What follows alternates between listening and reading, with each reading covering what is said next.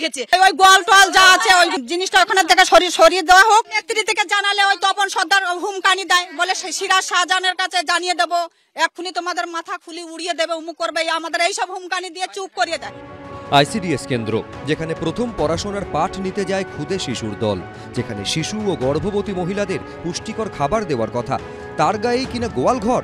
অভিযোগ, মশারি টাঙিয়ে ছাগলের ঘর বানিয়েছেন তৃণমূল নেতা ও বেড়মজুর ১ নম্বর গ্রাম পঞ্চায়েতের প্রাক্তন প্রধান তপন সর্দারের স্ত্রী।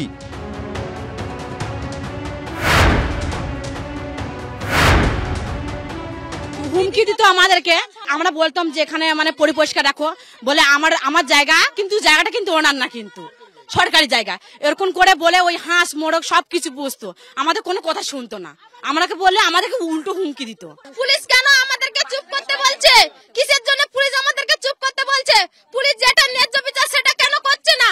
পুলিশ কেন আমাদের কি কারণে চুপ করতে বলছে? কনিকা সর্দারের কাছে গেলে কি বলা হতো আপনাদের? ওনারা বাজে কথায় গালাগালি দেয়, সিরাজ ডাক্তারের সাজানোর কথা বলতো, গালাগালি দিত। ওটা তো সেন্টার বাচ্চাদের, ওনারা কেন বাস করবে? আইসিডিএস সেন্টারের সামনে যে গোয়াল ঘর, ছাগল রাখা, পশুপালন করছেন, এটা তো কেন, এটা সব আপনাদের না আমাদের, কিন্তু আমরা শরীরে বাস করেই সরিয়ে নিতাম, কিন্তু আমাদের মিস্ত্রি পাওয়া যায়নি বলে সরানো হয়নি। আপনি এখানে করলেন কি করে? সেটাই আমাদের অপরাধ, কিন্তু সেটা আমরা সরিয়ে নেবো আজকে, নাহলে আজকেই সরিয়ে নিতাম। এরই মধ্যে এদিন দুপুরে দেখা যায় আইসিডিএস কেন্দ্রের সামনে থেকে সরিয়ে নেওয়া হচ্ছে গোয়াল ও ছাগল ঘর।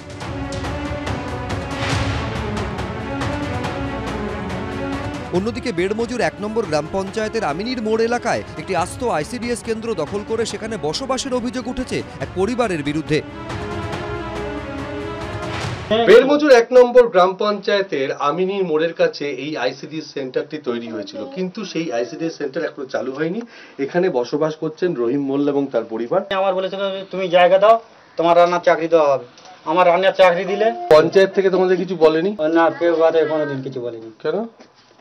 আমার হাতে টাকা দেয়নি, চাকরি দেয়নি, কেউ কিছু বলেনি। আর কোনো অবজেকশন নেই। আমফানে এত ঘর ভেঙে গেছিল, সেটা ছবি করে নিয়ে গেছিল, ঘরটার কোনো কিছু পায়নি, এখন বাস করার জায়গা নেই। আইসিডিএস সেন্টার আছে, সেটা এখনো চালু হয়নি, কিছু লোক দখল করে থাকছে, জানেন কি সেটা? কিন্তু এলাকার লোক বলছে যে আইসিডিএস সেন্টার নিয়ে, আপনি একজন প্রধান, আপনার তো জানা উচিত। এখানে মানে তারা যদি বাড়ি এসে না বলে আমরা কি করে জানবো বলুন? বলতে পারবো না। সব মিলিয়ে সন্দেশখালীতে অভিযোগের শেষ নেই। অনির্বাণ বিশ্বাস, সমীরণ পাল, বিটন চক্রবর্তী, এবিপি আনন্দ।